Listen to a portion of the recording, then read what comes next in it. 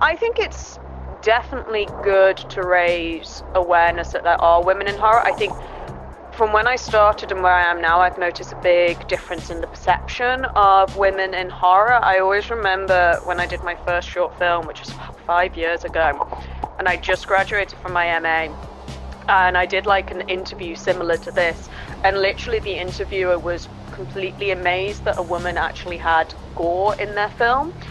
So I think where we are now, from then and where we are now, is definitely a progression. And I think events like this can really help that. It just makes, and particularly with people who are emerging and just starting out making their first short films, I think it's really important to have a platform where you can get your work seen and begin that stepping stone into bigger things.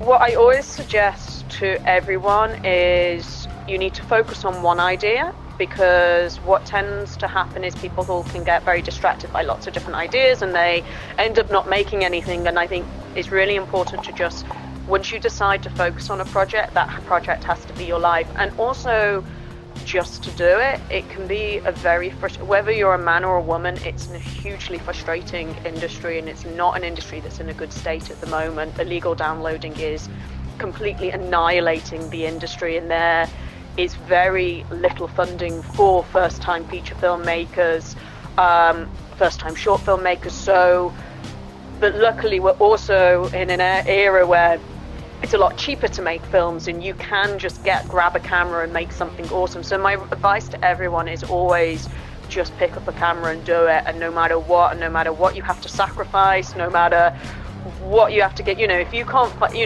find money for a film, then give up your social life and save up the money. Like, there's always a way of making something, but you've just got to have the determination to do it. So my advice is always just go out and do it. And if it doesn't work the first time, and if you're not happy with your first short, nobody is. Go out and make your next one. You're not going to get there in just one short. It's a long process, and you'll always be developing and always moving forward.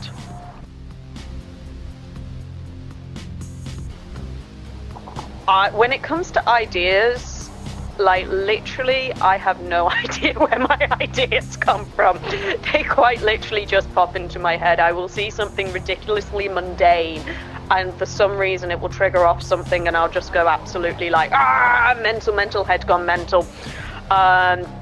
So that tends to be kind of what happens with me. In terms of writing, I think it's really difficult to recommend writing to people, because there's so many different ways to write a script, and I think what's actually important is to find your way. I know writers who are incredibly structured. They follow all the writing techniques. They plan every page before they write them. I'm a lot more organic. I will literally just dwell on an idea for a very long time, and then all of a sudden something will fall into place, and then I'm like, right, I'm now ready to write it. And I tend to just do a vomit draft, get everything down, and then I'll rewrite until it's unhappy. But I wouldn't recommend that for everybody. I think you have to play around with different techniques and find your style. The last one, there were lots of just insane, like, it was a very low budget film, and there were just some insane moments. I think my not favorite moment, but probably one of the more surreal moments was when we got to the first day of filming and we realized that all 4 tripods were broken, and we were like, crap, we're gonna have to change all the storyboarding, all the film plan, everything. And then the jib wasn't working, and it was like, shit, we're gonna actually have to change the whole style of the film in the next 5 minutes. But there were some pretty surreal moments on that film. It was shot in like 11 days, so naturally you can imagine the level of insanity happening on that set. But then I never see things as a problem. I see an alternative, an opportunity for an alternative solution. So when problems happen, it just means that wasn't the decision that was meant to happen. It was meant to be something else.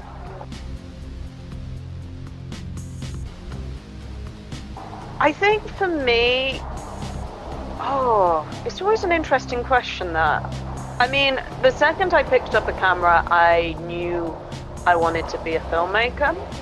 I just felt, and for me, because I kind of run as a very instinct person, like everything, like all my directing is very instinct, and sometimes I don't think there has to be a logical reason, it's just, you know. And for me, I kind of just knew that this was what I want to do.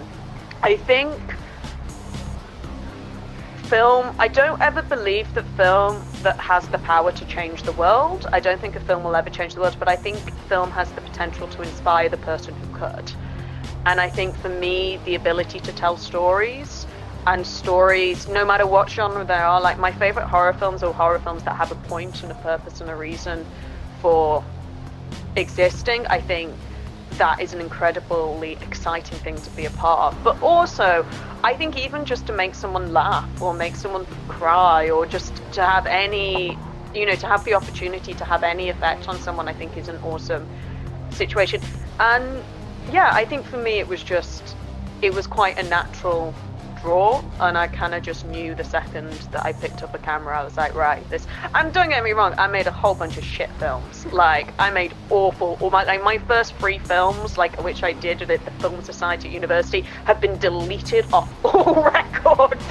Nobody is allowed to see them, they were terrible. Like, I wasn't someone who naturally just came into it and made my first film and it was awesome. All my films were shit for ages, but I just kind of, for some reason, kept going, no, I'm going to try again and try again. Hopefully I've got a lot better and improved now.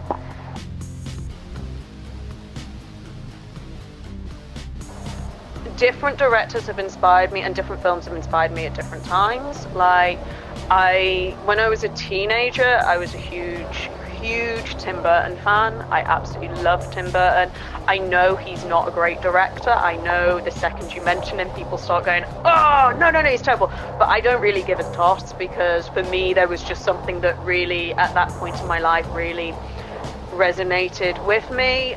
I see films all the time that inspire me and get me motivated, and I think this is quite an up and down industry. You have moments when it's like, yay, everything's awesome, and then you have moments when nothing goes right. And I think that's why it's actually really important to keep seeing films and keep watching films, and particularly in the genre that you're interested in, because when you see that other people have done it, then that kind of inspires you to go, well, if they could make this, you know, small film on X amount and get here and here, then what's saying that I can't? So I'm always seeing things that inspire me. I think recently I really loved The Voices. I really loved Creep as well. I think for like a no budget film, I think that's an excellent example of what can be achieved on a really, really limited budget.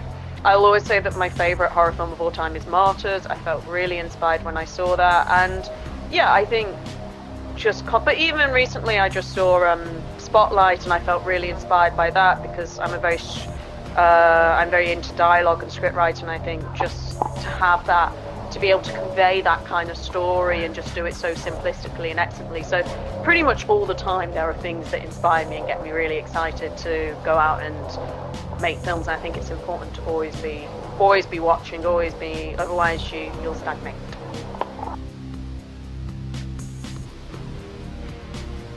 The next project I want to make is a film called Bloody Burrito. It's a script that I've been working on for a while. I'm finally getting it to the final stages.